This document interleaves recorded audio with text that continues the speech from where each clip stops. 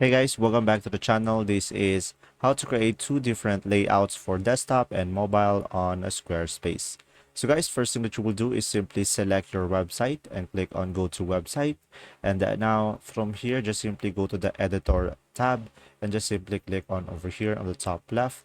And after that, once you are here guys, in order for you to change the layout, first thing that you will do is simply go to the top right over here and you should be able to see the mobile view and the desktop view.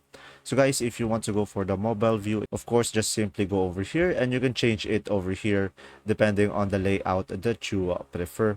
So pretty much you can customize it over here guys. And after that, you can just simply double click on it to change the text over here, and you can change to different type of text mode.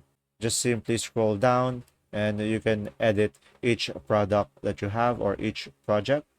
And when you go to the desktop, of course, it will be a different view. So pretty much this will be depending on you as well to make it more engaging.